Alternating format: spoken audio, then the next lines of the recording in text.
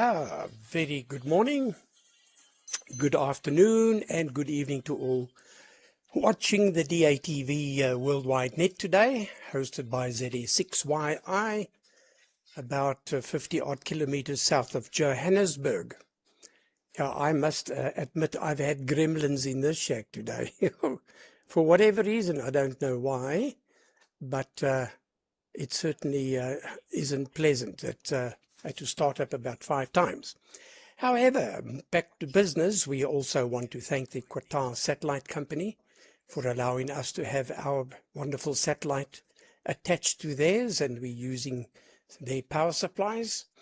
And we also want to thank AMSAT DL for the wonderful work in conjuring up the idea to put up a satellite in the first place, especially to Peter. And then, of course, to the BATC, British Amateur Television Club, who have a wonderful website specifically for satellite TV and television per se, amateur TV. We want to thank them for the fantastic work they've done, and of course some various, and I'll mention them by name next week, F5OEO, for example, F1EJP, to mention two. There's Tom ZR6TR, and there is Ohan ZS1 SCI, just as a quick reference. But there are many more people that have played a very, very valuable role in getting this program going. Anyway, I know we have many listeners or viewers on. It is perhaps a good idea to subscribe to the channel and just click a like. In that way, when we do come up, if we do at the last moment have to change the actual address for whatever reason, it'll come back up and you just automatically get taken there. So that's just a quick idea. I see many people do it. Hello to Nigel on YouTube, and also to GE8DPH. Very nice. I didn't quite get the name. You have been on before. Right, let's see. Ed, I've got your database on your screen. What do you call it? Yeah, database for all those who want to transmit today, but it's gone very small. So I hope you guys can see it. I tried to enlarge it on my screen, all good and well, except all other pages were enlarged as well when I zoomed in. I couldn't do it just for the one page. I don't know if we've had a new update, which I think we've had every now and then on OBS. It's definitely an OBS finger problem on my side. However, we'll sort that out next week, I'm sure. Let me just bring up the list quickly. As you can see, you need a microscope to look at that, so I'll just read them. At the moment, we have ZS1 Mike Leon to follow, and then to Peter, who says he's updated a lot of things and improved, GW7BZY. After you, Peter, please don't forget to send it to Phil, Mike 0 Papa India Tango. Pleased to see you back on the air, Phil. And then Phil to Benno in Holland, Papa Alpha 3 Fox Bravo X-Ray. Benno, if you could pass it all the way down to South America to Ed, Papa Yankee 2 Radio November.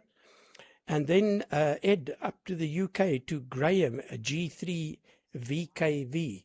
Those are the only guys I've had on at the moment, so I might, some more might have arrived. Let me just see if I can update this list. No, Graham's still the last one on. So if you won't mind taking it, please, Leon. ZS1 Mexico from ZA6YI.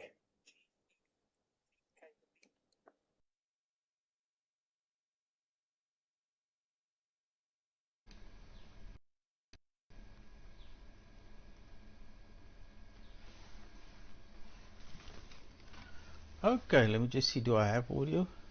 Because I switched off things. Okay. Yeah, there is audio. Okay, thanks Gary. Right. Good morning, good afternoon, good evening to all those watching and streaming and eavesdropping. This is It1 Mike from Worcester, 70 miles from Cape Town. And it's a beautiful sunny day, clear blue skies, bit of wind, just a touch. So everything is fine and dandy. Not much going on here at the moment. I'm for the next 2 weeks, hopefully, I'm retired again. And then I'll be employed again for the whole of November and probably up to the 10th of December. So yeah, that's how it goes. I haven't built much. I've quickly designed a touch sensitive plant for my my niece, the musical ones, who always wants all sorts of funny things. Remember, I built her the theremin. What was it, 2 years ago or 3 years ago? I can't remember. Time flies. Oh, and then I've completed all my preparations for a lecture I have to give at one of the schools on Tuesday. They've asked me for an interesting technical talk. So I thought, gee whiz, what shall I talk about? And what shall I don't talk much, I demonstrate. So I've put together a couple of experiments here and so on. So we'll see how it goes on Tuesday. But apart from that, no. Yeah, I have 2 PC boards that I must make. I'll do that sometime during the week. One for the talking plant, the touch sensitive plant, and the other is just a voltage alarm for batteries. When they get down to a certain level, it must set off the alarm. Right. So I pass it to you, Peter, GW7BZY, for the group from ZS1 Mike.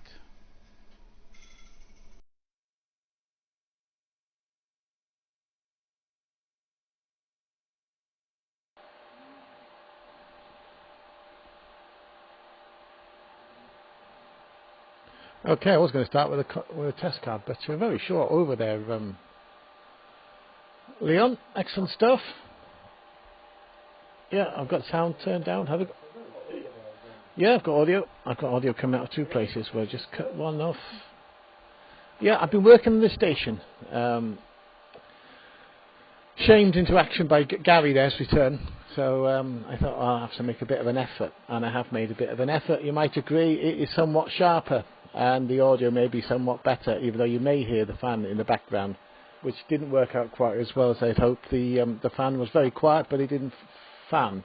It didn't move any air. It reckoned 40.3 cubic meters, CFMs, cubic feet per minute, I suppose, which it wasn't doing. So anyhow, so we backed the old fan with a regulator on it to bring it down to 9 volts from 12, and it's tolerable now, and it doesn't make so much noise that it deafens me. And I have done away with the audio processing, much to everybody's approval, I expect. But there we are. Hopefully synchronization is good. I managed to get HD out of the camera. I was looking at the picture. Whatever I did just didn't seem to get any sharper. I tried a bit of sharpening, a bit of crisping within the menu of the camera, but it just wasn't doing very much. So and then I thought, well, there's something definitely wrong. So I plugged it in to my high-des DVB-T transmitter, where you can interrogate the encoder and find out what the input is. And sure enough, the input was showing off the HDMI output of the camera. Not the HDMI, off the SDI coaxial output. And it was showing, hopefully I'm not deviating, that it was actually putting out standard resolution. So you know, from the obvious look at it, it should be putting HD out, so I had to fish about. And one of the settings for Firewire output, it's quite an old camera, so it's got Firewire output, was set to HD and something else, where there was a setting above it, which was HD and HD.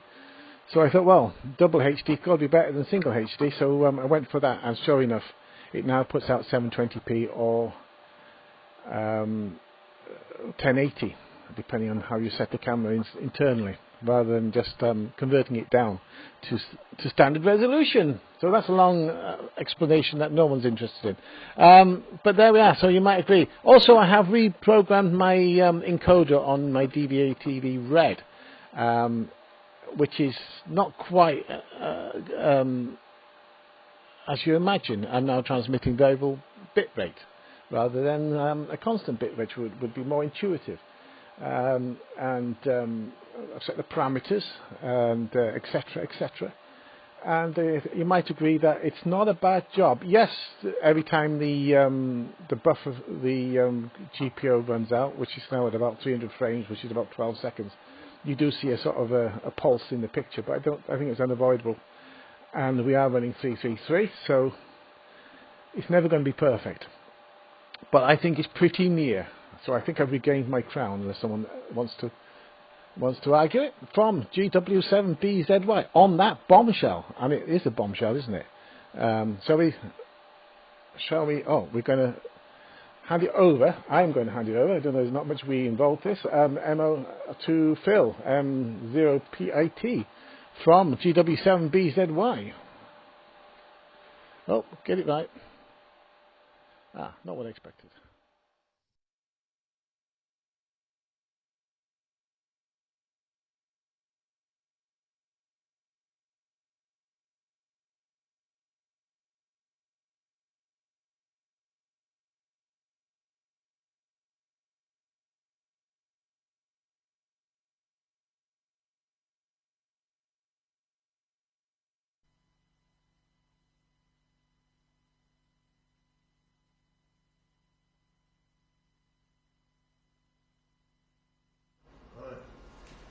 Should be, yep, got audio. Oh, right, good afternoon, morning, evening, or wherever you are. Not a very nice day here, it's raining, it's not very warm. It's purely because it's so damp, probably. But yeah, it's raining. I suppose we do need the water, but it's not doing any favours to my grass because it's growing and it needs cutting. And I can't get out there and cut it. But there we go. Right, where are we? Yeah, Leon, your plant project. I tell you what would be interesting.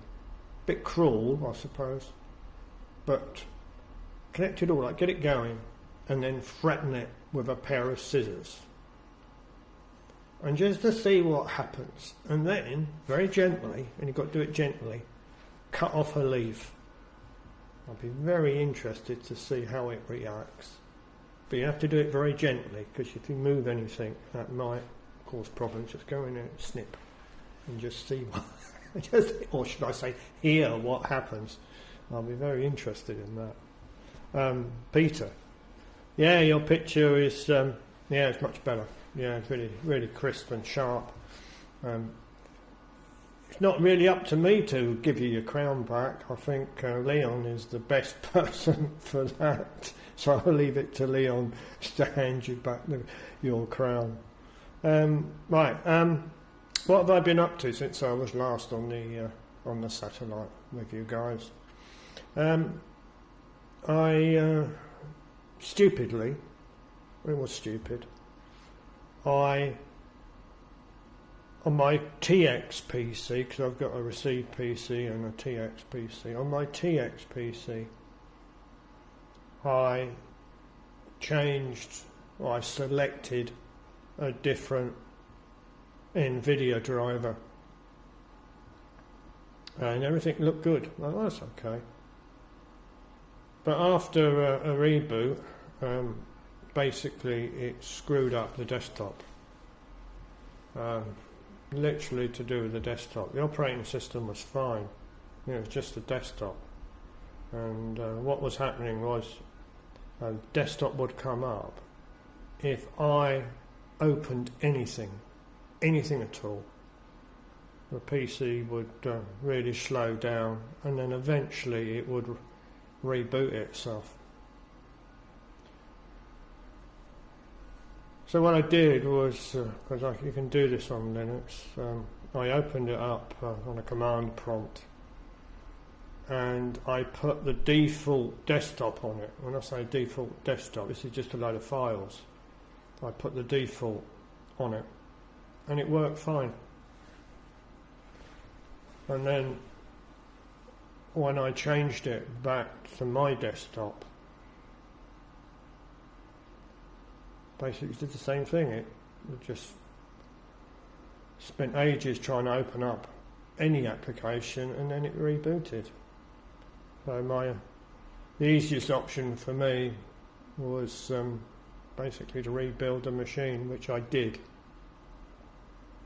So that was okay, but the problem I had was with FFmpeg. I use OBS like we all do, but mine streams into FFmpeg, and I use an altered version of Not So Easy. But anyhow, so I rebuilt the machine. FFmpeg has to be compiled, and I compile it to what I want. So I did all of that. That was fine. It accepted everything, and then when I ran Not So Easy, which basically gives a command prompt for FFmpeg with a load of parameters in it, and it was at that point that FFmpeg basically came up with some stupid timing error, loads of errors, something to do with timing. And that was really why I couldn't. I wasn't on the satellite last Sunday. It was purely because of FFmpeg wasn't working. To cut a long story short, what I ended up doing was compiling it with an old version of FFmpeg, not the latest. Compiled perfectly, Not So Easy, worked without any errors, and that's where I am today. So I'm running an old version of FFmpeg and everything's working. I know what parameter within FFmpeg failed, and that was a parameter called listen. By default, FFmpeg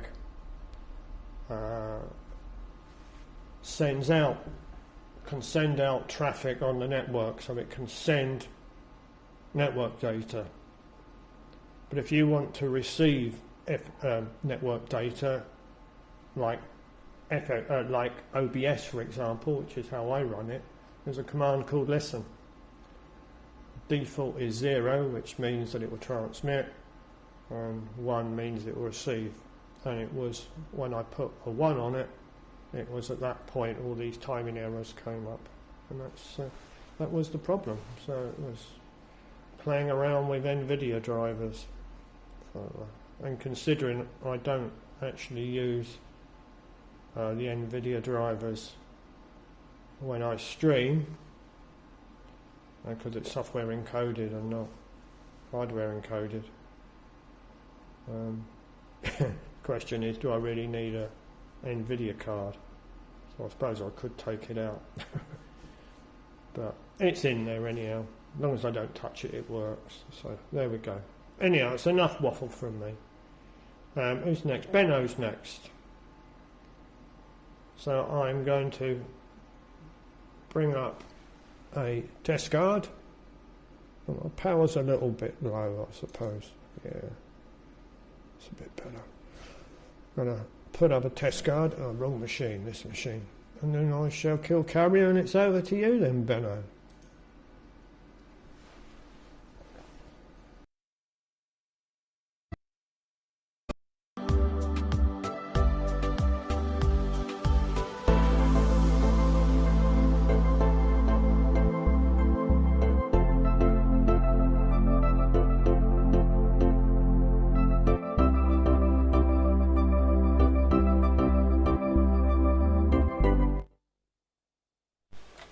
Yeah, hi guys.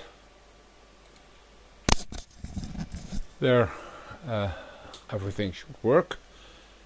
Yeah, nice audio, nice video, and I'm watching at this kind of screen anyway. in a multi.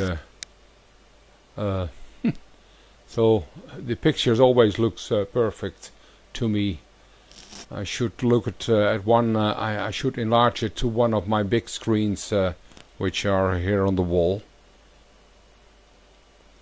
So I will do that if you're going to show us real details, Peter. But yeah, your face crisp. Maybe not so good. I know they use blur on faces for a lot of people, as well as they should. I should use it as well, probably. But yeah. Yeah, problems. Fortunately, I have it pretty stable. My power is a little bit low today. I don't know why. We had a blackout last week, Friday night, which gave me at least 5 hours work at the company to get everything working again. And it took me at least 2 hours to figure out all the problems inside this house. We hardly have any power outage, at least not for, well, more than a few seconds. Seems to be normal nowadays that it happens. I read all about it also in the Dutch newspapers. Some places have power outage. Well, we were there last Friday night at about midnight. It went out. At about half an hour it was back on. There was one of the distributors has burned out in my neighborhood, which took out well, an area. And it cost me I think 2 or 3 power supplies. At least here. And two power supplies at the company, which fortunately was on stock, so quickly solved. But well, to get the whole production going again took me more than 4 hours. Anyway, that wasn't something I wanted to talk about. I have done Jamboree on the Air. Jamboree on the Air last week. This weekend was. And tea is brought. That's great. Jamboree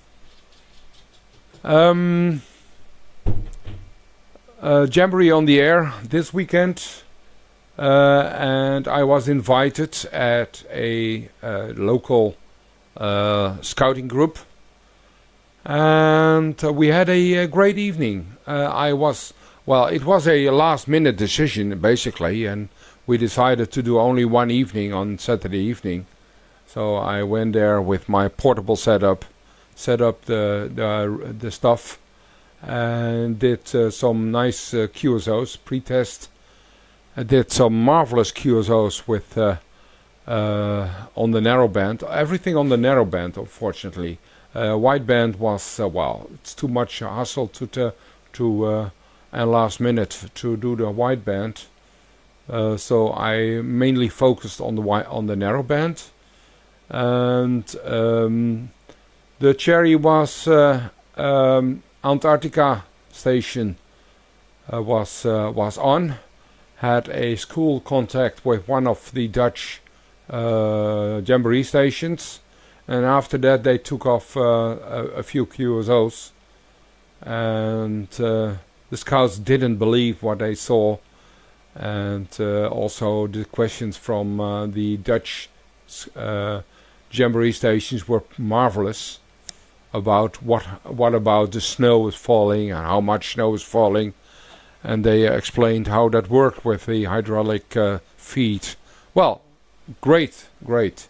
So I had a marvelous time yesterday evening, which took me a lot of time to prepare, but well. It was good in the end, and that is the main thing. Next year, new ideas. we'll see what's happening. Maybe the ATV as well. But first of all, they have to think about what they want to do with it, because putting on a signal like some of the other stations did, and is hardly not used for QSOs anyway.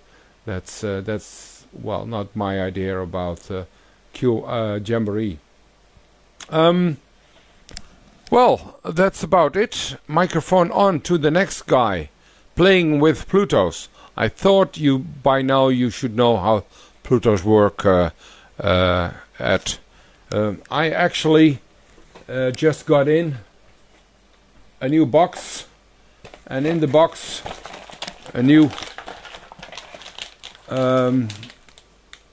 bag, and if you look closely through it, you can see 4 plugs. So I thought get me another fish ball, because I want to play a little bit more with fish balls and see what that does. Listening to you at all the frequencies, all yours. Papa Yankee 2 Radio November. I didn't hear you yesterday. That was unfortunate. But I actually didn't make any contacts with Brazil. And I wonder if Jamboree is active in Brazil as well. Because they should be on the air as well over there. That would be nice contacts for the scouts. We actually, another good example of a nice QSO was an Ukrainian boy of 11 years old, and he made a nice contact with a Russian guy, Vlad, and he did give him a nice questions about what kind of music they like and what kind of food they eat, and actually he did some Russian talk as well, as Ukrainian probably know on from home. So he could speak fluent Dutch, fluent English, and a little bit Russian as well. So that was a nice contact between the scout here in the Netherlands and in Russia, in Moscow. Okay, 73s. Well, microphone on to you to Ed, and I will be there for the next over. From Papa Alpha 3 Foxtrot Bravo X-ray, passing it over to you, Ed. Little bit test card, maybe. I have.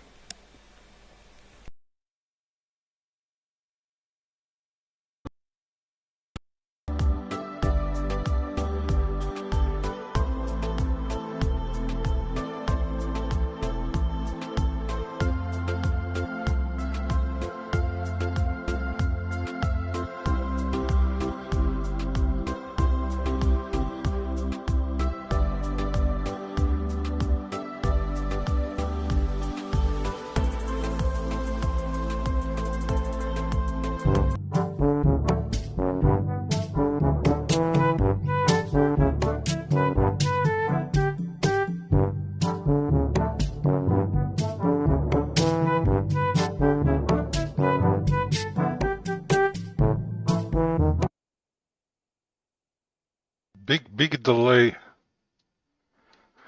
That's fine. Thank you, Beno. Papa Alpha 3, Fox Bravo X-ray, Papa Yankee 2 Radio November. Hi, greetings everyone. I hope my audio is coming out. Yes, okay. Let me very good images and sound from everybody. Although my weather is not very good this morning. It's raining, it's very windy, and I think my feeder is wet. So my power, I have to drive a little bit more to get more power. I took out the protection from the feeder, so it's wet. But seems it's working, unless something we're gonna smoke soon. Hope not. Jamboree, yes, I think, yeah, there is a quite good activity on Jamboree on Jota here, but mostly on HF, I believe. I used to participate many years ago in the Jamborees, um, but no longer. But that's a good activity for the youngsters, and I think it's really nice. Very interesting to know the contacts that you made, and it's quite nice. Yeah, for here, you know, Brazilian stations on the satellite. We have quite a number of Brazilian stations on QO-100, but I would say that 99% they are all on FT8. They are. I mean, I like FT8 as well. I do FT8, but those guys usually they only do FT8, so you cannot listen to them. But that's okay. Playing with Pluto. What I mean is, I'm playing with Pluto in other bands, in other frequencies, in other modes, other than QO-100. I just have a quick. What I'm using right now is I do have two standalone stations using Pluto. Those are the antennas that I'm using right now. I have a standalone station for 13 centimeters. The other is for 23 centimeters. Those are the antennas.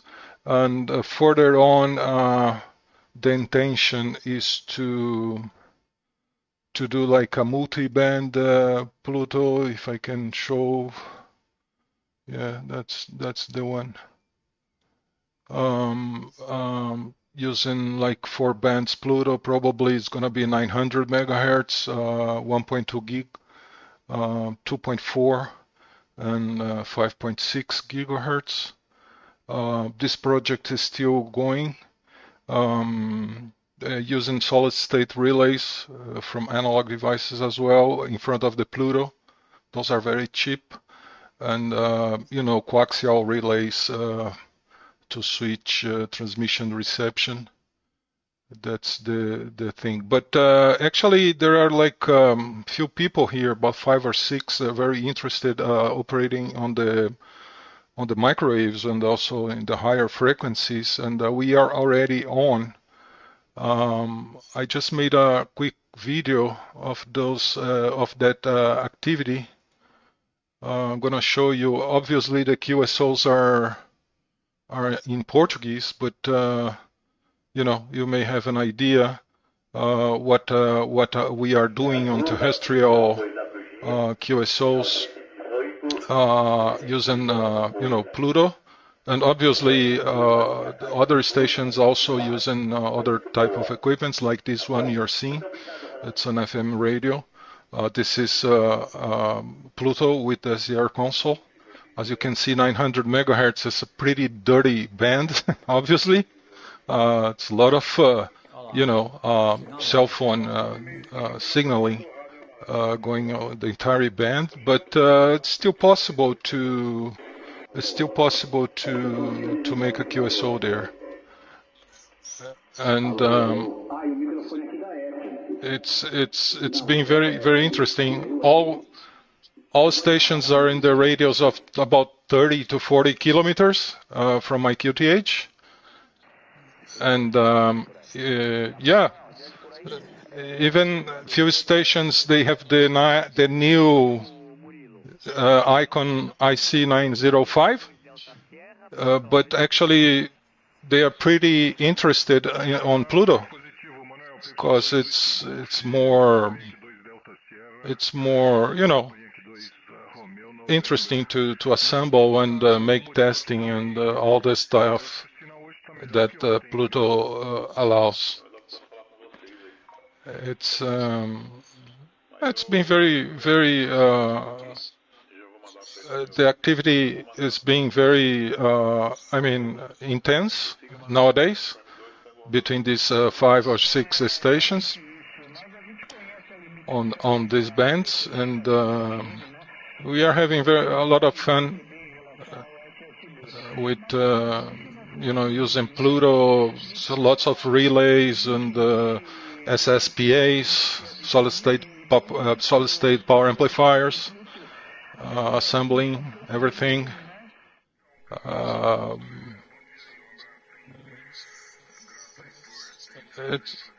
It's good. It's been really interesting. Obviously, not many stations are technically capable of making all the assemblies, but at least with 5-6 people, we can consider already a good activity. Hopefully more people we're gonna join us. Aqui é Central 2WG em 2400.6. 2400.6. Alô 2RN, 2WG. Yep. As you can see, the IC 905. It's a very, very cool rig as well, this new icon. But very, very expensive. I mean, using Pluto, you're gonna spend a fraction of the money if you buy a ready-to-go icon.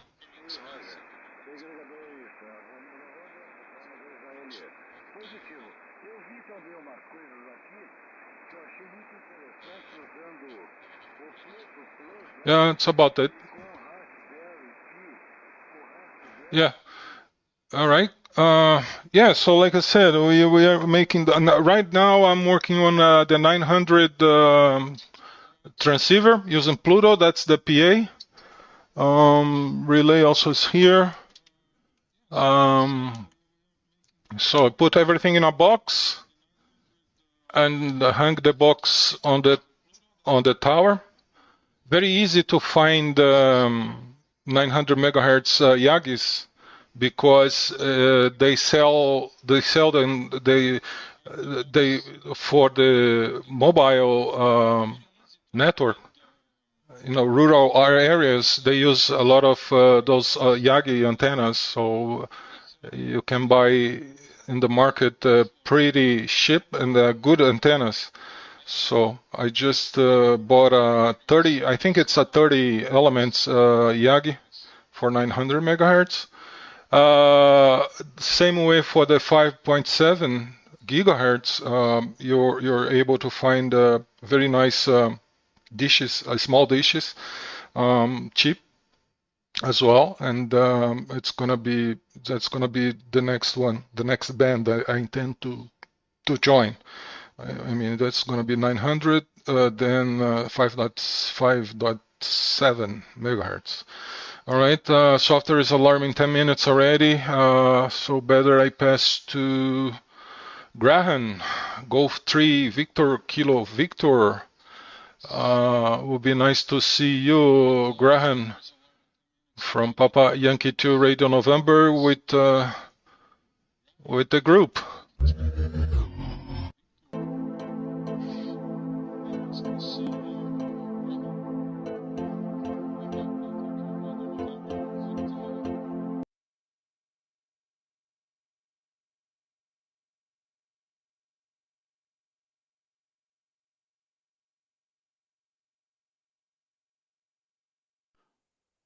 Think we're working? Yes, got sound. But I just turn one of these sounds down, otherwise I shall be hearing myself in 10 different places. Greetings to everybody. I've missed a few weeks since I last came on. Let's get my picture. There we are, I think. Yes, it's all, well, it's there now. Yeah, all very interesting from everybody. Horrible day here today, very dark. Clocks go forward. Is it forward? No, back. I think Gary was wondering which way it went a few weeks back, but yeah, it goes back, I think, so it'll be dark. Another week's time. We have that to look forward to. At least you've got the summer to look forward to down in the Southern Hemisphere. So, All good signals. I'm getting a few dropouts on you, Ed. I don't know what it is.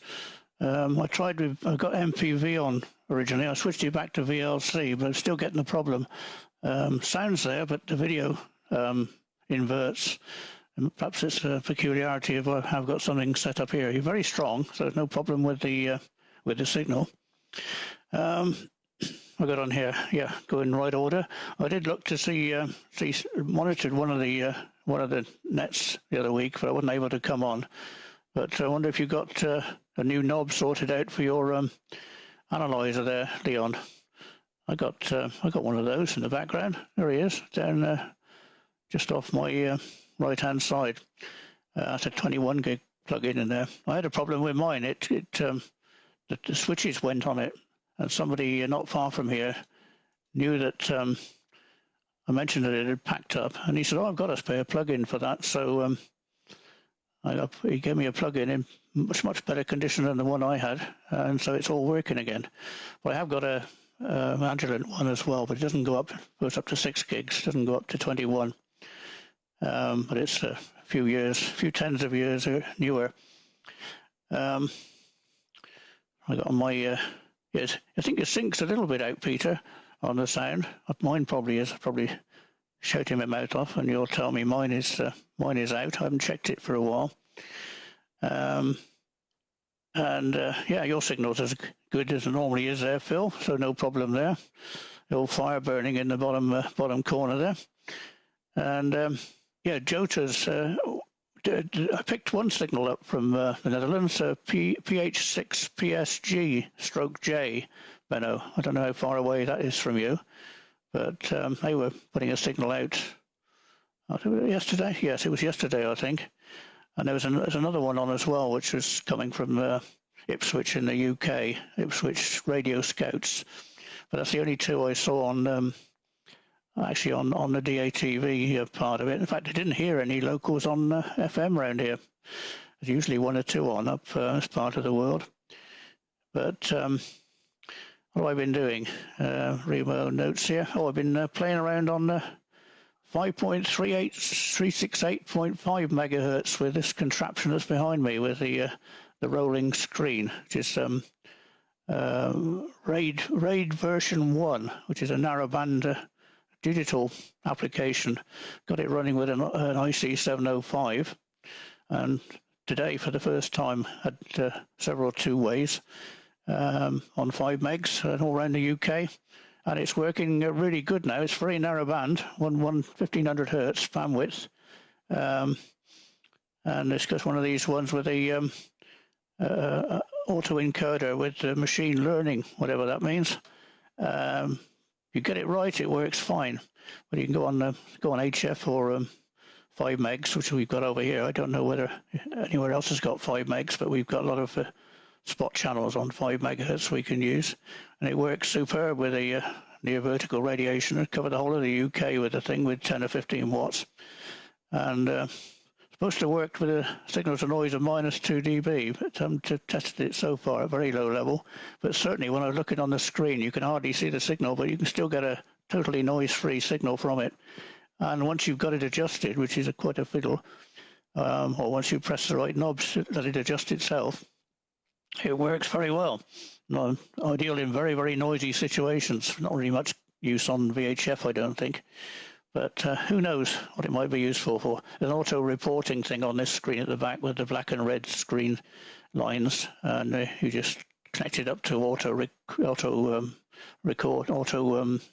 notifications, and it comes up on there what frequency you're on and who's transmitting and who's receiving, different coloured bands, and shows you all the frequencies that are being in use, provided people have got that switched on. What else have I got on here? My notes. Oh yeah, I saw this the other day. Somebody sent me a picture of this, which very interesting. There we are. A portable mast. I thought that was magnificent. It's aluminium. Not sure how high it is, but the base weighs 3 tons, and you can see you can get a forklift to move it. Obviously, you can take the tower off and doing two bolts, and pull it up. There's 4 guy wires going to the corner of the base.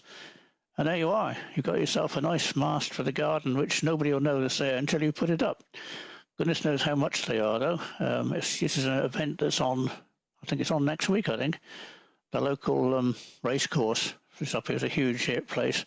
There's a great big display rooms for events and things. And obviously they've got something outside coming up because there's several of these things there. I think you'd have a bit of a job to move the base, though. I don't think that would go in the back of a car. The rest of it, I don't think you can actually see it. It's one-weighted up, but you can't see it because it's the picture's around the wrong way. There's the base. It's where's he gone? Oh, there he is. That's the base. I'll give the makers an advert. Yeah, it's brand new. That one doesn't look as if it's ever been used. So take it away during the night. But no, mustn't say things like that. Let's go back to. Oh yeah, I've shown these before, but now we've got two people here in South America on. These. Yes, suppose I've got loads of them. I've been breeding them for ages. And the write-up says that's what they are. Hedgehog cacti, native to South America. So I don't know if you Ed know if I've seen those growing in the countryside or anywhere around your locality. Let's switch that off. Go back to the shack. There we are. Right, I better not hog it any longer. I'll get it right back round to Gary. Can't see any more notes I got here. Yeah, I was working out, just before I do, working out, Gary, I wonder which of us was licensed first, because I know you've been licensed a long time. I worked mine out at 58 years. I don't know what yours is. Back to you then, Gary. G3VKV, going back to test card, and then back to ZS6YI.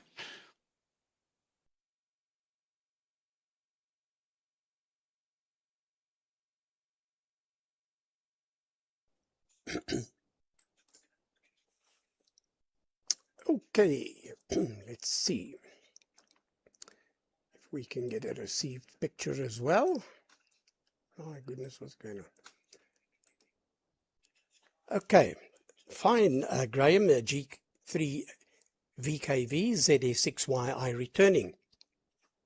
You know, it was October of 1968 that I started playing around with radio, crystal sets, etc. But I was too young to become a ham in South Africa. We had to be 16, which I did. And in 1973, May, the 17th of May, I wrote my technical exam and passed that, and then had to do 12 words a minute, CW, and then I got the call sign. And my very, very first Scout Jamboree was done tomorrow in 1973, on the 20th, in fact, tonight, the 19th of October 1973, I still put up the station at the local Scout Hall. And I ran Jamboree for exactly 10 years in a row without skipping a beat, despite the 1 year I had a very bad operation on my nose, a polyectomy, and I luckily got out of hospital that day. I was then in the army, and I had to go and see the colonel that morning to say I'm okay, I can leave, because I wanted to get back home. And he said, you don't look too great. I said, no, I'm fine. I just got out of his office and I had to make a beeline for the local bathroom, and a lot of stuff came up. But anyway, I still got home and I ran the Jamboree for that weekend. And then with years going on, I did do a couple of sporadic Jamborees. I think the one was 1981. I was showing them slow scan TV. And actually, I came across that photo just the other day. My wife says, oh, I can see that's you. I said, how? She says, you have a tie on. I always wore a tie. Anyway, so that was good. And then I gave it a miss because the attendance at these jamborees weren't so great anymore. There was not that much interest. Anyway, let's go down the list. Okay, Leon. Yeah, very good signal from you as usual. Good audio. And yeah, we'd like to see more on that plant, as discussed a bit earlier. And Peter, yeah, that your signal's much better. Good audio, really, even though the fan's in the background, that's not a hindrance at all. So I did mention on the DATV Net that you, or the BATC group, that you now have your crown back. And I got a whole list of settings that Peter did on WhatsApp, so it's very interesting. I'll go through them a bit later. And then just want to say hi to Stuart Clark. Stuart, ZR1 Whiskey Tango. Hi, Stuart. Nice to see you on. In fact, Natalie's arriving on Wednesday, Stuart, so I'll tell her that you sometimes watch the program. And then hello, Joe, 9 Hotel 1 Golf Tango. Always nice to see you on. And then Rodolph Alfredo. He's on DATV today as well, watching. And who else? And of course, hi, Ashley. Nice to have you on. And all good. Now, so I have spoken a little bit about the jamboree for both Benno and your sake there, Graham. But I was licensed in 1973. Right. Phil, no, excellent signal from your side. Absolutely no problem with your signal, even on a big screen. Very clear, nice audio as usual. You've got that FF MPEG sorted.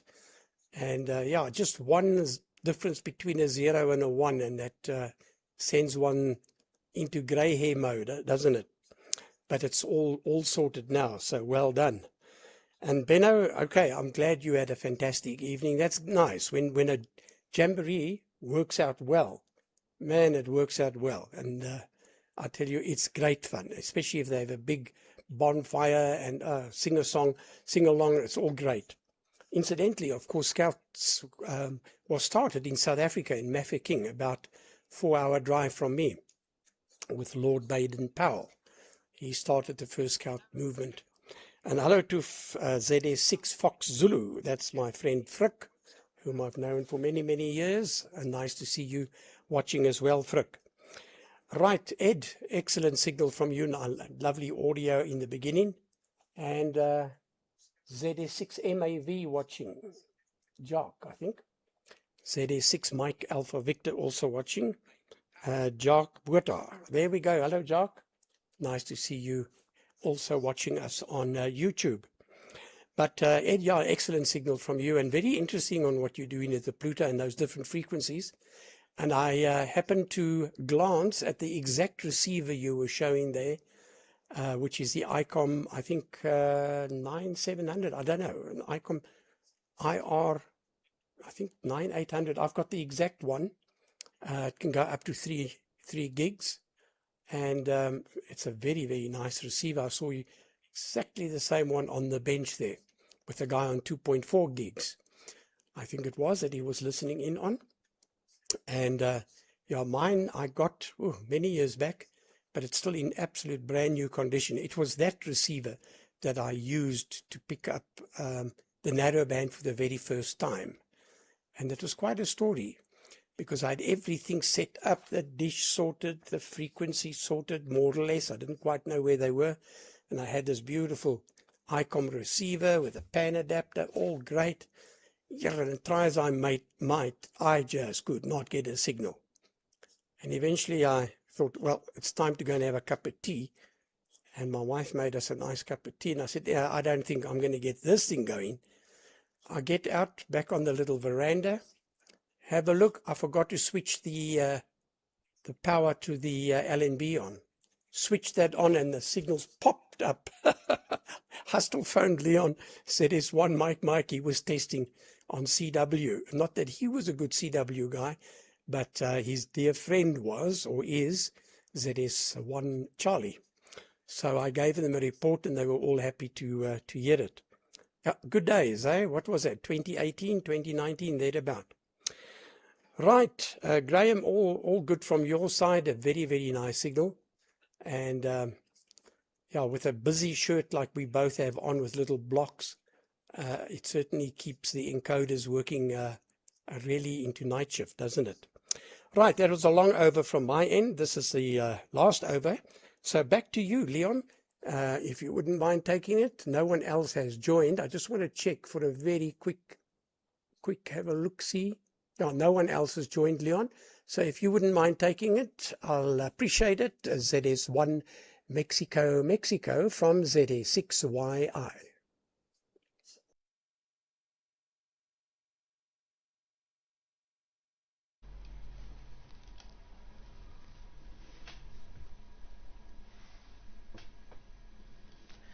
Okay, thanks Gary. ZS6YI in the group. ZS1 Mike returning.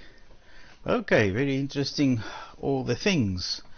Let's see. Okay, Gary's stuff is working fine.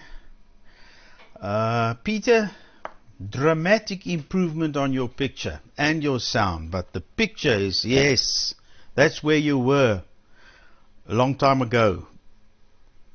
So keep it there. Don't update, don't do anything, just leave it there. It's perfect. Yeah. Phil, no. The plant won't react to me cutting a leaf now. I've gone away from the measuring microvolts inside the plant. They sent me some more videos of these things, and I could see that they're not measuring voltages in the plants. It's just capacitive sensing, which obviously makes it much easier. And last night I quickly breadboard a couple of stuff and got it going, and yes, it works very well. It works very well. When you touch the leaf, it goes whee. Now Gary said I must make it, if you press it too hard, it must start talking and saying that you're hurting me or something like that. But I haven't got enough time. I must actually make the PC board during this coming week. So yeah, no, if I approach it with the pair of scissors, it'll make a noise when you start cutting, definitely, but not due to intelligence in the plant or anything like that. Okay, Benno. Yeah, power failures in the Netherlands, that's sort of unheard of, yeah.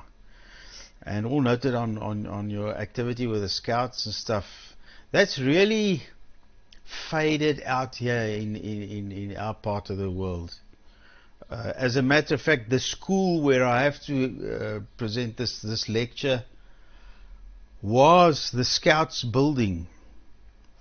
It's a private school now, and yeah, there's no more Scouts here in Worcester. It's all died off. I don't know why. Anyway, it's a pity. Right, Ed. Oh man, all those microwave receivers and things you show there. I don't know why those icons are so frightfully expensive. The guys from the nature, conservation people, the guys who do the tagging on the wild animals and all those things, they're using for receiving, because it's on 400, what's it, 403 megs, I think. But it's just a carrier, blip. So they have to have SSB or at least CW reception. So they have this little ICOM handheld. It's just a receiver. But I checked the price. It's horrendous. Surely there must be a cheaper way of just a UHF SSB receiver. Good heavens. But anyway, they've asked me to build them a practice, a little beacon, just so that the guys can learn how to operate the stuff, because the DFing is not everybody's cup of tea, and now you get these biologists who have to operate the radio and do the fox hunting, which they know nothing about. So anyway, but I had a look at that receiver, and it works very well, beautifully synthesized. Everything has got ginormous coverage from DC to light, but yeah, the price for a little handheld, and it can't even transmit. Anyway, yeah, but yeah, you've got, well, wherever you were with all those things, yeah, there's some nice radios there. Okay. Right, Graham. Low is in our comms. Yes, that must be a new system. I once built a system at work to be fitted in an aircraft. I actually flew with them with the first trials. It was to keep them on course. At the test range, you have lots of instruments, optical instruments and tracking radars tracking an object, and they wanted to see how accurate we can. Well, we know we can track aircraft very accurately within a meter or so, less than that, their spatial position. And I mean, the ILS system is not nearly as accurate as that. So I built this thing, and I used a standard ILS cross needle indicator in the aircraft, and they would take all the data from all the test range instruments and encode it, and I would transmit the encoded data in the aircraft AM VHF band up to the aircraft. And that also worked out that it was like many dBs negative signal to noise ratio, and it would still read it faultlessly. It's amazing. I used a subcarrier which I FSK'd to get pulse position modulation, and then it was amazing how poor a signal it would still give perfect results. Anyway, that's many years ago. The cactus plants, I think we've got something similar here in South Africa. I mean, a great deal of South Africa is quite arid, and there's things like that growing there. And the knobs, no, I haven't had a time to even switch on that spectrum analyzer again, Graham. I've been too busy with all sorts of other things. I'll get to it. And then I'll just have to 3D print it. For this lecture, I had to 3D print some stuff for my gadgets that I built. And I haven't used that Fusion 360 for more than a year. And I switched on the computer and it said, oh, you are several versions behind. You have to update first. I said, okay, right, let's update Fusion 360. It's a fantastic program, if you know how to drive it, how to operate it. I'm just touching the sort of the edges on it. But yes, and in the end it uploaded and everything, the latest and the greatest, and they tell you about all the changes they've made. And first shot, I could draw the thing, put the file into my 3D printer, and first shot, there it is. Spot on size, everything. So I know now I should be able to print some knobs. But there's only one actual fault still in the machine. It's got the coaxial knob for the resolution, bandwidth, and the span. Now they both work, the clicks are there, but the span has no effect. So I've quickly paged through the manual. I can see where they do it and so on to do the actual scan width of the YIG. I must find out, because it's not a mechanical fault. I can feel the clicks on the switch for the span, but it has no effect. It only stays on quite a wide span. I'll have to look into that. But apart from that, it's working fine. The sensitivity is perfect. There's nothing wrong. They haven't shoved a transmitter into it or anything like that. So I'm pretty happy so far. Okay, that's it from me. 73s to everybody, and have a nice week. And I pass it to Peter with his crown back. GW7BZY for the group from ZS1 Mike.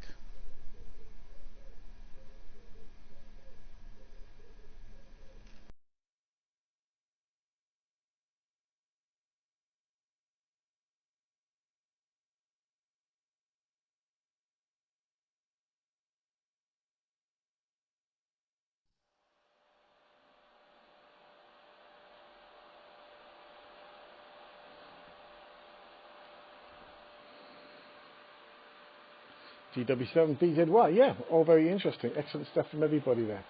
I was interested in the 900 megahertz. I don't know whether that was, I think that was Ed, wasn't it? And high frequency activities. No 900 megs here, unfortunately, but we did have a 934 CB band at one time, back in the 80s, I think 1980, 1981. But at about that time I was transitioning to being a radio amateur, not as far back anywhere near as Gary there, although I did have a crystal radio set at one time, but really no nearby transmitters, so essentially it wasn't quite enough to work very well. I think I got one station radio 4 or light or whatever it would be in them days. But I did purchase one of these. This isn't the actual radio I purchased, but I did work a little bit extra one year, Christmas, and I purchased myself one of these, and it was, I think, Walters and Stanton.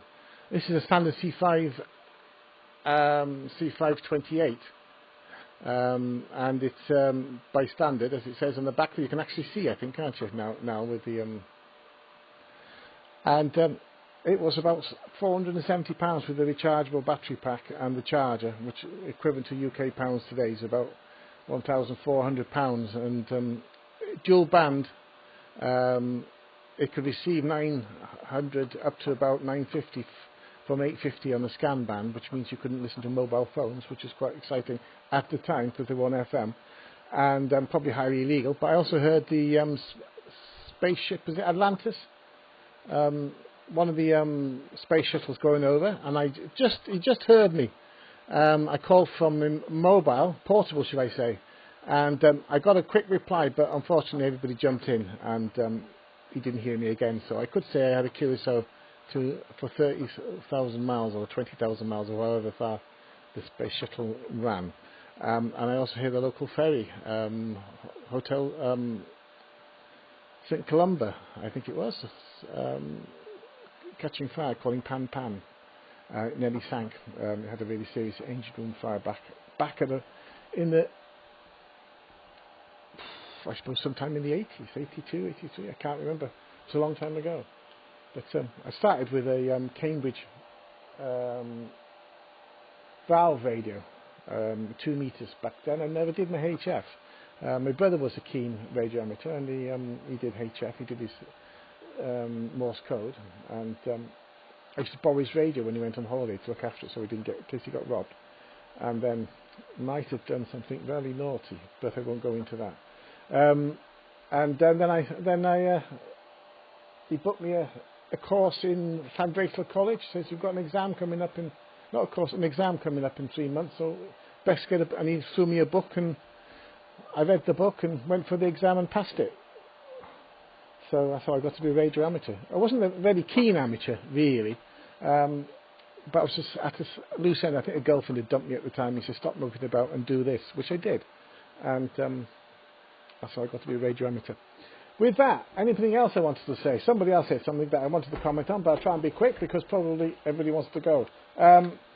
I like the mast very much indeed. I'm sure if you was to put a water trough in the bottom there, so that concrete, it would work just as well and would be easy to move about. But I don't think the wife would allow it. I think I'd find my bags and suitcase, etc., on the doorstep, so that wouldn't happen. Phil, everything's working great there. No problem. Everybody else, good afternoon to you, and thanks for being on, and thanks for saying kind things about my picture. I've got the crown back. Thank you, Gary. And Chris there, who watches on the sidelines. One day we hope to see Chris.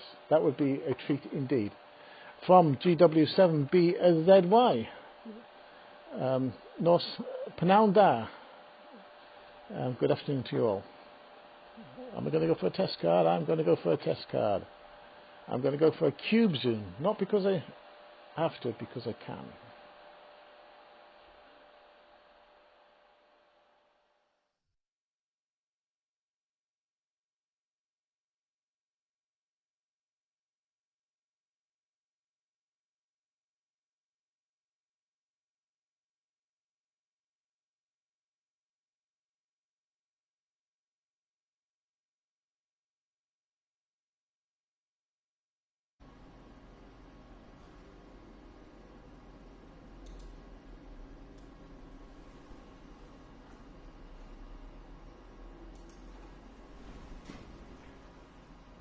Yep, I think we're working.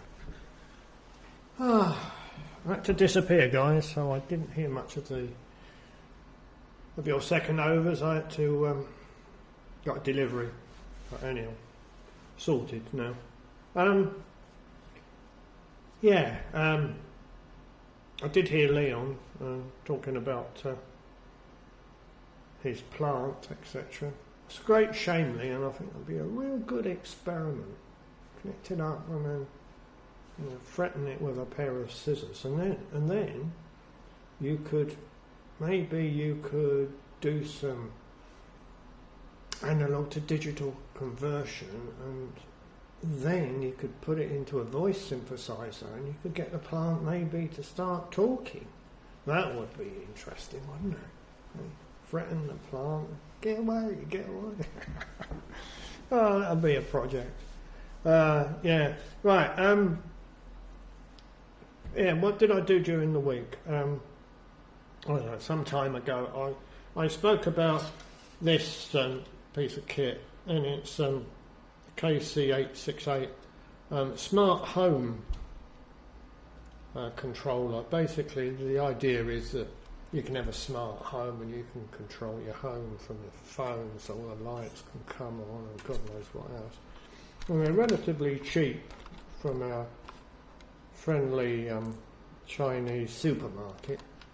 And I wrote all the software for it, and it does actually do the job that I want, which is it's an update to my PA controller, which sits in a hut in the garden. At the moment it's using an Arduino Mega, and it's a little bit, connect to it via a browser, so it's like a web server. It's not, but it acts like a web server. So all the software is on that, and I was hoping that it would be quicker, but in actual fact it's not much quicker at all. The web side of it is, but when it accesses the ports, because it uses a multiplexer inside it, the software that's written, it really does slow down. So that's on the back burner, and I've resurrected my Nucleo 64, which is this little thing here with a piggyback board on it. It's just basically, you can run it as an Arduino, and it's super fast, and it's got a lot of memory on it as well, so I can load my program into it, and the software for that I've built, and it does work. But I've been using KiCad or KiCad to design a printed circuit board. I think they call it a shield, which is basically a printed circuit board which will plug into this, that will have all the IOs on it. So it's basically a board with a few MOSFETs, and it's got a relay on it as well, and it will accept all the inputs and all the outputs from all the sensors, etc., and relays. And I've been doing it on KiCad, and I must admit, since I've been doing it, obviously the more you play around with it, the more you get used to it. And at the end of it, it was really quite a powerful program, and because I've been using it quite a bit for this, I've learned not a lot, but I've learned enough to quite easily design printed circuit boards on it using KiCad, to the point that my shield, my piggyback board for this, is being manufactured as we speak. Been over in China. I think it's actually been manufactured now. It's probably on its way back to me. 5 of them, and it cost me just over £2 for 5 double-sided printed circuit boards to my design. And I paid for the cheapest postage, so that takes about 10 days to get here. But I'm really impressed with KiCad. Persevere with it. If you do play around printed circuit boards, just persevere with it, and then yeah, it's so easy, absolutely so easy. Yeah, it's brilliant, absolutely brilliant. So when my piggyback boards, when my shields come, I shall show you. But you can't complain, can you, for 5 double-sided printed circuit boards, couple of quid, couple of pounds, British pounds. Amazing, absolutely amazing. But there we go, that's that. So that's enough from me. Hope you guys have a good week, etc. Stay safe, and all being well, I shall be on the net next week. So it's Benno, isn't it? Benno is next. So I shall put up a nice wobbly test card, and then I shall kill carrier. Where's my wobbly test card? Here we go. Yeah, old days of analog TV. There we go. Oh, didn't it make you feel? Oh dear. Anyhow, right. Gonna.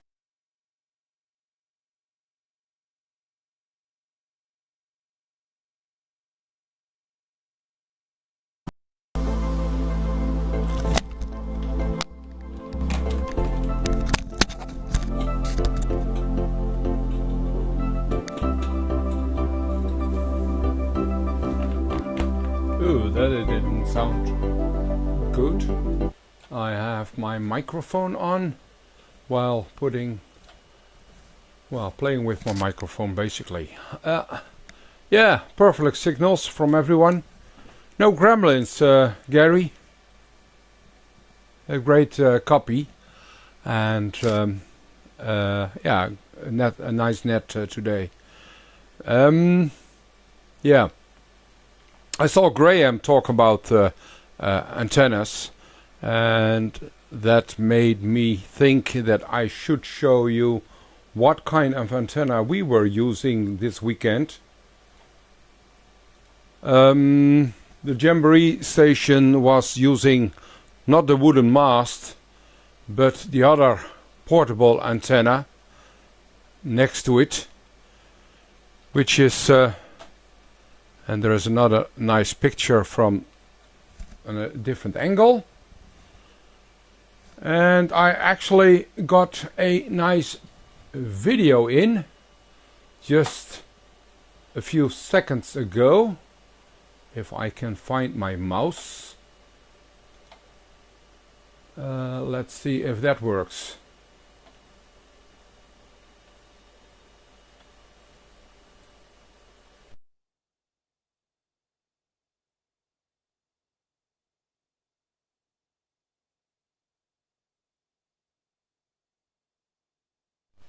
That didn't work correctly. Let's do that again. That didn't work correctly. Let's see. What did I do wrong? I think I know what I did wrong. Let's see if I can change that.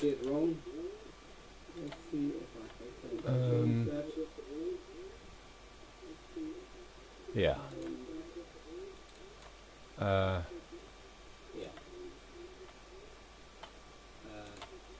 That's better. That should work a little bit better. Try it again. That should work a little bit better. Try it again.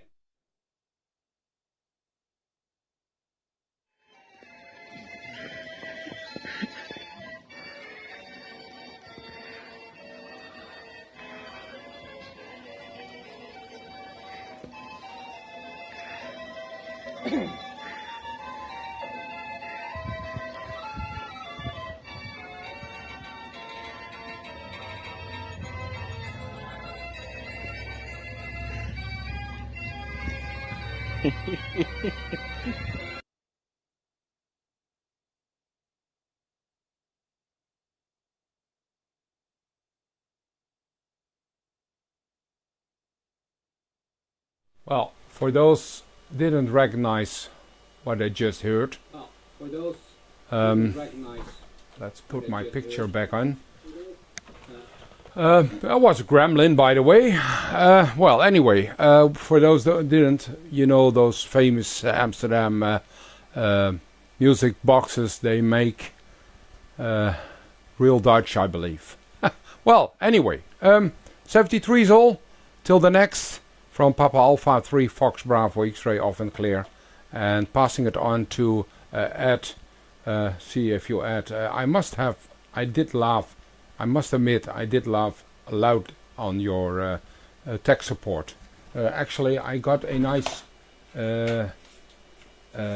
sticker from tech support.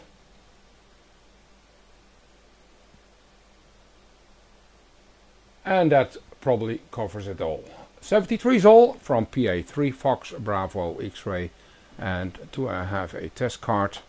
Somewhere along the line I should have a test card. And there it is. 73 is passing it on to Brazil.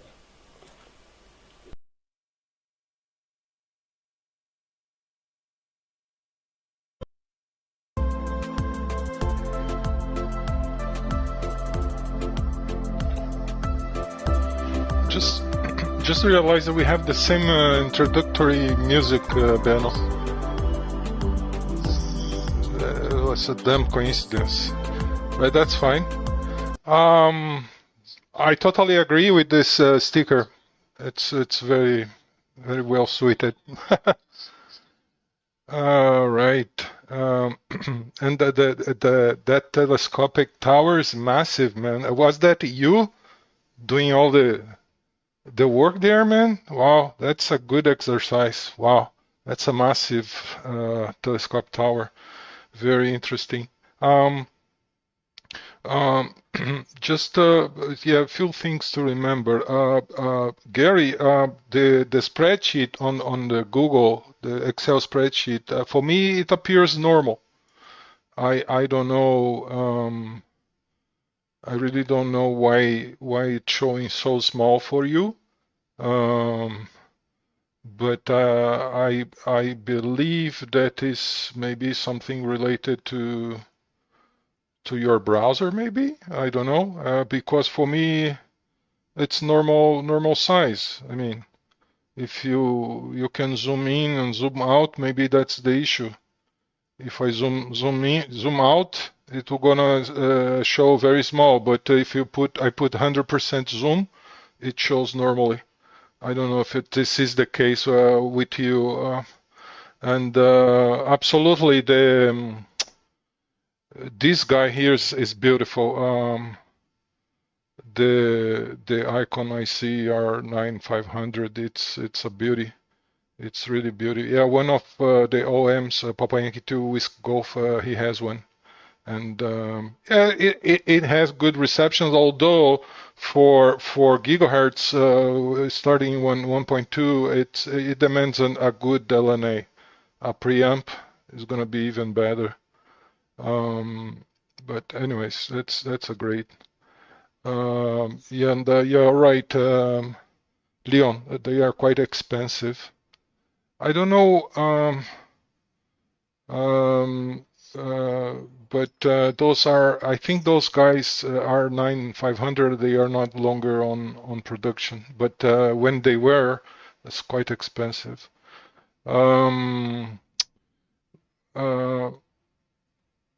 What else I saw here? Yeah, for Peter, I love it, the handheld you just showed. Actually, I'm using a very old handheld from IASO that they're in Europe, you know, as the standard. But here it's a IASO. That's a 220 megahertz that we use as a back talk. It's like a service channel for our microwaves experiments. It's a 220 megahertz.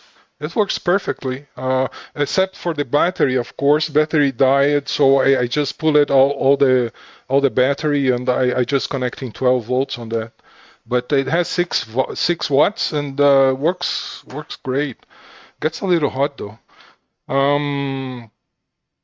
For Graham, yeah, those little cactus, they are pretty common here, but it's like an ornamental plant. So they put in little vases, and most like decoration plant. They are not quite big, but they are very, very small, and yeah, they are pretty common here. I don't know why you are. Yeah, I mean, I have one or two other stations that mention the same thing, that my images get a little gray out, but I'm not sure why. I'm checking my frequency. I'm right on frequency, 499.250. So I'm right on frequency. So I don't believe it's a problem with drift or something, but I really don't know why. Why is that? Something with maybe OpenTuner. Few stations I get the same issue. Then I click on top of the signal again, and it clears out. So I don't know. Maybe that's the case. Another thing I would like to mention to you guys, that is ISS is active on DATV. As you can see, thanks for Rocco.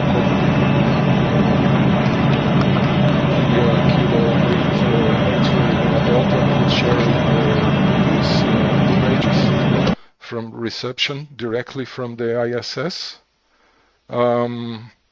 So they are active. This transmission was from yesterday, directly from the ISS. They are on 2.3 gigahertz. I may try to receive them, since I have the little grid parabolic antenna on the tower now, and I do have elevation, azimuth and elevation, so probably I'll try to get some images. I just need to find out their schedule, obviously. But anyways, that's something also very interesting. Thank you all for the great net. It's been a pleasure to talk to you guys, and I hope to see you again next weekend if possible. Have a great upcoming week, and see you guys later. So I'm passing back to Graham. Golf 3 Victor Kilo Victor from Papa Yankee 2 Radio November.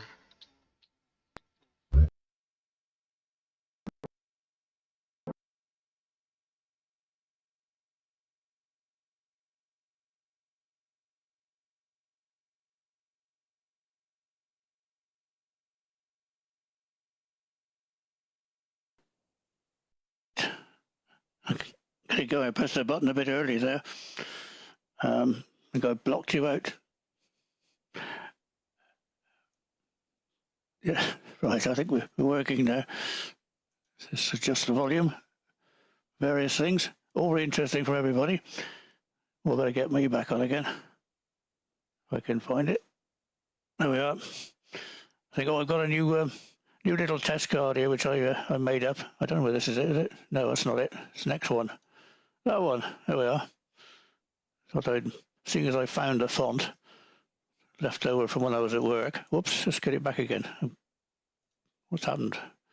Where's it gone? That's it.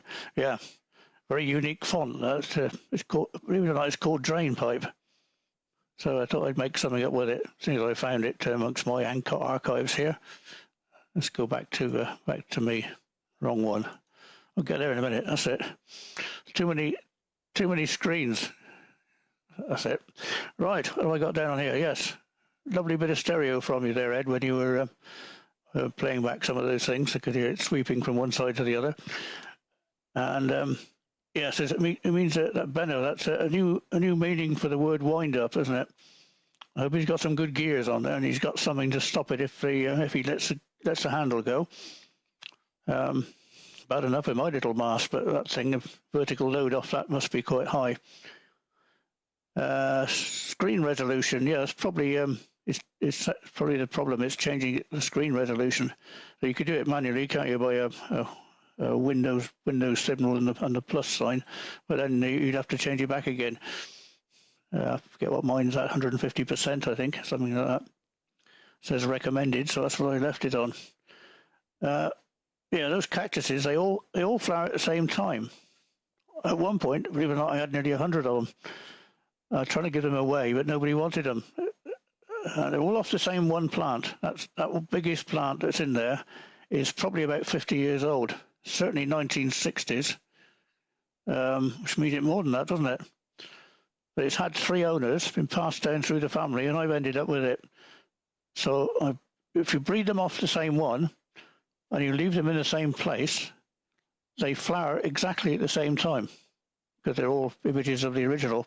And if they get the same treatment in temperature and light, they flower within an hour of each other, and it lasts about 24 hours, and then it drops off, as you probably well know. So yeah, it's quite amazing because you showed for somebody, and you see them all come out. There's none there one night, and you look the next day, and there they all are, ready to flower. We do it about 3 times a year, I should think. Yeah, what have I got here? Oh yes, television on Jotas. I originally did some years ago one of mobile in the car on analog on 435 megs, and we had 2 Jota stations, one on each side of the town, and I drove between them, and they had a TV receiver on in each, and they could see me driving through the town. I put a quarter-wave whip on the top of a mobile whip, HF mobile whip, to get the height, and put the transmitter in the windscreen. It's long. You know, it's a novelty in those days. Although I think it was colour, I can't remember now. But yeah, they were copying me. Fortunately, they were fairly well elevated at each end. They could copy me when I was down in the town, driving through the town, which amused them a lot. And as regards the licensing there, Gary, 1967 when I was licensed. Had a crystal set before that when I was about 12. And that's what got me going. I tuned in on 80 meters. Well, I didn't know it was 80 meters. I just switched the thing on, and about 3 or 4K away from me was somebody with an LG 300 reading the Radio Society news bulletin on a Sunday morning. And I used to listen to that on my headset with a crystal set. And then I went round to see the said gentleman, and it went from there. He had an LG 300 and mercury vapor rectifiers. And he had a 2-letter call sign, G8ML, his call sign was. No longer with us now, so it was a long time ago. The knobs on it, Leon, on the thing, yeah, I've got exactly the same problem on the original one. The one I've got now is all right, the span button. I thought it was the actual rotating part of the switch. It still clicks, but it doesn't make a contact. So I didn't take it any further because you've got a hell of a job to get in there, and it's all HP parts. You can't really do anything. You know, it's a miracle if you could get it apart and put it back together again. But anyway, if you get yours fixed, it'd be interesting to know if it does exactly the same on mine. It might be, not that I need it now, but it might be available to be used by someone else. Right, and going back a long time ago again to R109 radios. They used to sell them as Sputnik specials to listen to the Sputnik bleeping. I think it was on 27 megs on there, or 28, 30 megs. And I think it was £2.50 for a set. So in those days, I paid £2.50 for a brand new radio SCR 522 transceiver that they put in Spitfires in a wooden crate, never been used, and I took it all to pieces. That would have been worth an awful lot of money now, even with an installation handbook. Right, okay, cheers to everybody. Been a good net this time. And I'll try and get on again. So back around to Gary to tie it all up. G3VKV in Cheltenham in the UK. Putting it back, test card first, and then back to Gary at ZS6YI. Cheers, everybody.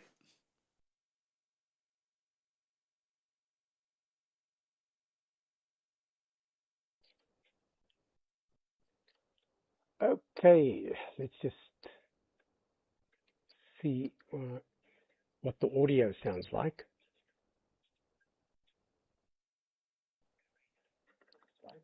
It doesn't sound too bad. I've just changed the audio bitrate a bit, bring it down a bit.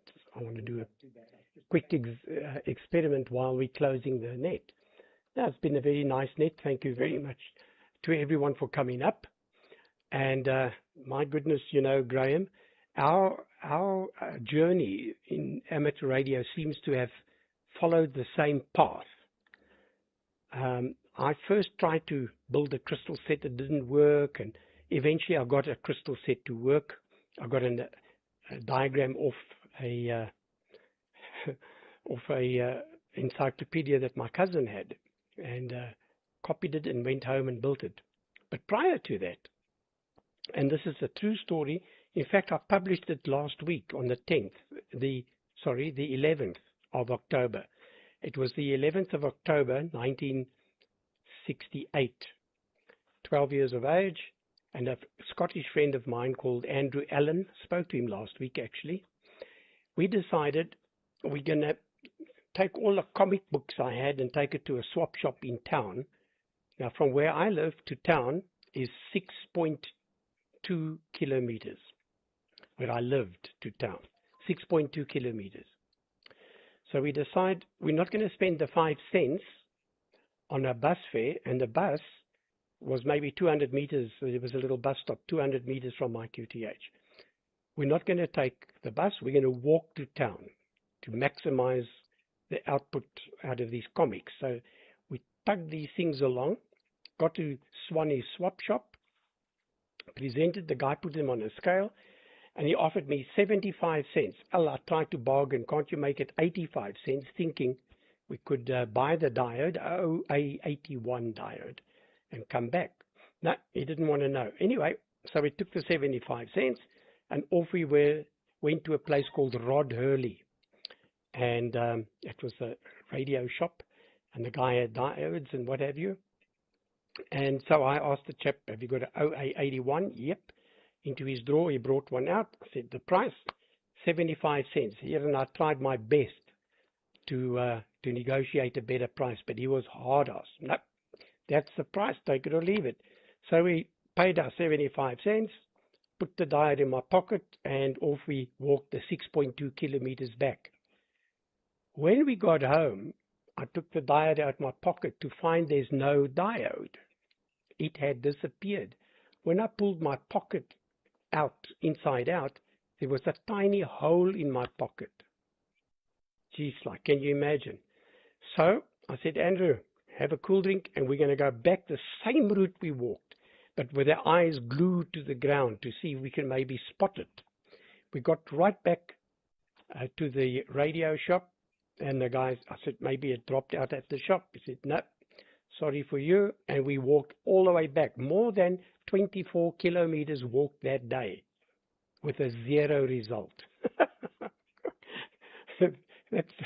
Anyway, about 2 weeks later, my dad bought a big Philips tape recorder, and he mentioned to the shop owner, if he doesn't have diodes, he says, I've got something better. I've got a Philips kit. And it had a crystal receiver, and he also had a transistor amplifier. And my dad, and he gave it to my dad. He said, I'll take that as a gift. And we were in the car waiting for my dad to come. Boy, oh boy, he had a V8 Ford Galaxy LTD, a limited edition. And that thing couldn't go fast enough to get home, I promise you. Anyway, I built the kit. It never worked. And so I stripped the thing. And that's how I got the circuit about 2-3 weeks after that from my cousin. And I built it on a piece of wood. And lo and behold, it worked. So obviously the next morning, the whole primary school heard I'd built the radio. So half the school was at my house, and we heard nothing. The closest AM station was about 30 kilometers away, by the way. Heard nothing. The one chap I still gave him a lift on my bicycle all the way back to his house. And when I got back, it was already getting quite dark, about 7 o'clock at night. Lo and behold, I could hear a radio station, albeit very, very faint. And I thought, no, this Saturday, I'm going to figure out a way to make this thing work in the day, because I'd look like a bit of a fool. Anyway, so this Saturday is going, and I've got an old telephone earpiece on, and the next minute it felt like the wax blew out my ear, my eyes popped out, my hair stood on end. And can you believe it, I even picked up Scotland. I put the headphone down, I could hear it crystal clear. I called my mother, I said, come have a look. I don't know what I've done, but I'm picking up Scotland. She comes into the room, dead quiet. And as she was about to leave, Scotland came back. At least she heard it. Otherwise, I thought it was going nuts. She heard it. And she says, oh, that must be a radio ham. I said, what's a radio ham? And she mentioned an old uncle I've got who had, he was a ham. And I remember my dad used to tune into him. Well, I was only 4 years old. And she said, there's a guy down somewhere close by with lots of ugly antennas, aerials in the yard. And I remembered we were number 24 Brock Street, and he was number 4. I remember. It sat not far from us. One day, and not long ago, I actually Googled it. It's only 200 meters from me. So anyway, I found out about this guy. Well, I heard him. But I never did anything more about it. My uncle then gifted me an old Philips valve radio. Hell, and one Saturday I'm tuning in and I hear this chap coming back, and I could actually hear the other station. What wonderful. That's life, man. That's heaven on earth. So I decided in my wisdom to build this radio into a little sideboard I had next to my bed so that I can lie in bed and listen to this. Why I did that, goodness knows. But I broke the valve as I was assembling this thing. I would saved like mad, got a new valve, put that in, and it just went pop, pop, pop, pop, pop, pop, pop. So I thought, no, I must go and meet that guy. In the meantime, there was a chap. My dad had a medical laboratory. He used to make medicines and stuff, big lab making different types of medicine. So I was at the lab and I was walking back home this particular afternoon. And a guy, a bit older, much older than me, he was about 16 and I was 12, came by with his bike. He says, do you want a lift? I said, yeah. So on the crossbar, I sit. And I don't know to this day what made me ask him, so what hobbies do you do in this little journey? It wasn't a far journey, about a kilometer. He says, oh, I play with radios. Well, I could have almost fallen off the bike. I said, so do I. Told him I built a crystal radio. He came in, showed him the crystal. Then I said, there's a guy down the road. He's a ham. He said, yes, his name's Mr. Andrew Mochen, Scottish guy. But don't dare go near him. Don't dare. Because he's crippled. He had a stroke. And he doesn't like any visitors. And he's got big dogs. All right. So he scared me to hell. Fair enough. About a week or two after that, my beautiful Philips radio packs up. And I thought, there's only one guy on this planet that knows how to fix this, and that's Mr. Mochen. So I decided this Saturday I'm going to walk and go and meet him. But as I got to his gate, I heard dogs barking. So my courage wasn't so great, and I walked around the block back home. Man, but the next Saturday I thought, you know what, I'm going to take old magazines, well, relatively new, but old magazines, popular electronics, etc., a whole packet of the stuff. I'll take it to him. And I don't care about the dogs, but I'm going to meet him. And before he shoots me, I'm going to give him his mags. So, okay. So down the road, 2-minute walk, open the gate. I hear dogs barking. To hell of them. I walk through, knock on the door, and a very stern-looking lady answers. And she sort of looks down at me. Yes, can I help you, she says. And I practiced this verse 5 million times. I said, good afternoon, ma'am. May I please speak to Mr. Mochen? She says, well, he's having his lunch now, but let me go and ask him. And I could clearly hear his voice, which I recognized because I'd been listening to him so often. And she says, all right, then you can come in. And I met Mr. Mochen, but before I could even meet him, I gave him these books. And what a gentleman. There was no such thing that this Donald Milner chap told me. And then I told him about my problem with the radio, and within meeting him in 20 seconds, he taught me my very first lesson. And that was, oh, it's motorboating. It's probably a capacitor that's popped. And then Mrs. Mochen said, look, they're going out this afternoon, but would I like to see the Radio Shack? I said, yes, indeed, please. So she says, hold on, I'm just going to take Mr. Mochen and put him back on the bed, which she did. I just waited, and she said, right, you can come through now. Well, let me tell you, when I walked into his bedroom, it was also his Radio Shack, I really can say I was in heaven. Lots of radios, a Viking Ranger 2, a Helicrafter SX96, big antenna tuners, lots of wires. I'll put up a photo of his shack. It looked like a storm-heated To me, that was heaven. And he switched on the AM, the Viking, and he showed me how it works, and the meters moving, the LR meter from a Spitfire, I still got one, showed me how it worked. And then they were going out this afternoon, so I said, look, I must go. He said, promise me one thing. I said, yes, sir. He says, you promise me you're coming to visit me again. Well, I tell you, I meant with that, yes, indeed, I promise I will, with every bone and fiber in my body. I meant that. Boy, the next day, that was Sunday, I wanted to go and visit him. My mother said, you leave people alone on a Sunday. Monday after school, I was there. Well, we formed such a friendship that I visited him eventually every single day of life. Saturday, Sunday, Easter, Christmas Day, Boxing, you name it. Even if I only spent a half an hour with Andrew Mocken. He was a phenomenal brain. He was the chief draftsman and engineer for Stewart's and Lloyd's. He had the stroke, and so they medically boarded him.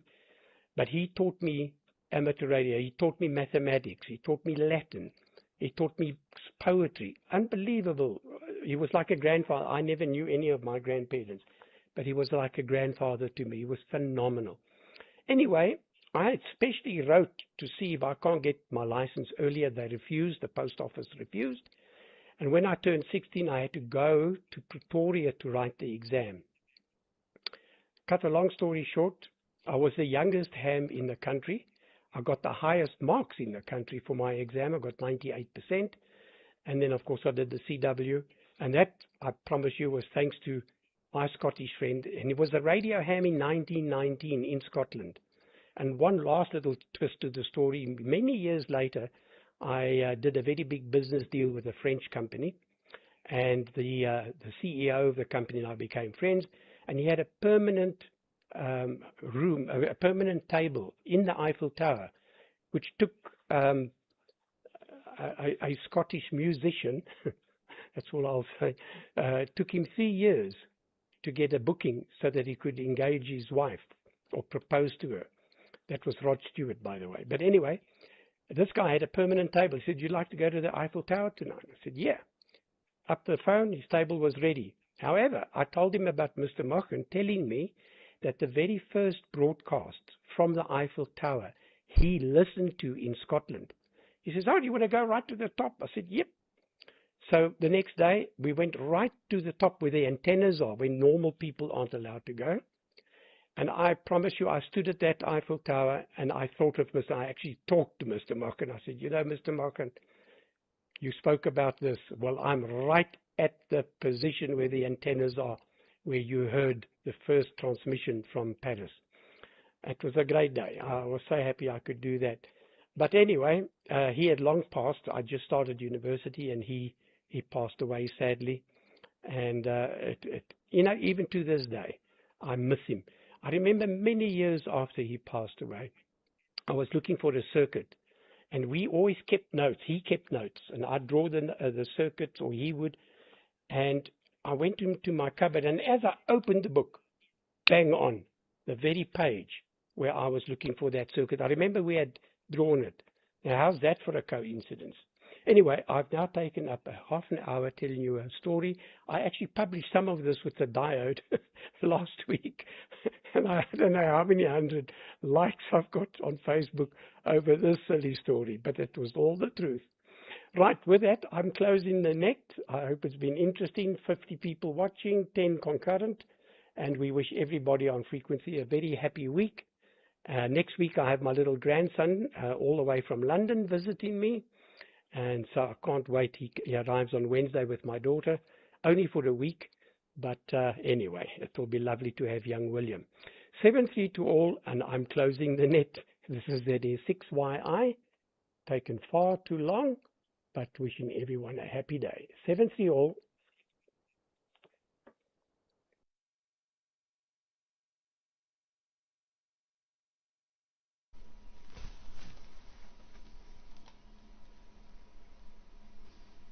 Oh, don't go away, Gary. Don't go away.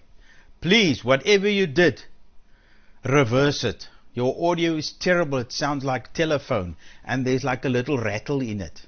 all the hi-fi is gone. Did you go to like 6 kc bandwidth? It's really terrible. But on your talk, yeah, very interesting. A part of my presentation on Tuesday will be, it's about the similarity between light waves and radio waves and things, and as you go higher, they sort of get like a particle effect and so on. So I thought, okay, I'll take some radioactive stuff and the Geiger counter and just show it to them, And I've got this is a very, very old slip and turn indicator from an aeroplane. But the glow in the dark stuff is not what we have today. It's not even what they had in the 60s, the radium, what was it? Yeah, radium tritium. I got a piece of sheet lead to show them, that it will go through cardboard, it'll go through the table, but it won't go through lead. Not this blinking thing. It goes right through the lead without any attenuation. So I don't know what they've got in here, but it's very radioactive. It goes right through the sheet lead. I couldn't believe it. I mean, my standard source for demonstration is just a gas mantle. They're radioactive, but not, very high power. But yeah, it sets off the Geiger counter quite nicely. So for demonstration. But this thing is something else. I actually don't want it near me. The poor pilot who was sitting in front of this thing for hours, he probably got cancer. Anyway, cheers everybody from ZS1 Mike.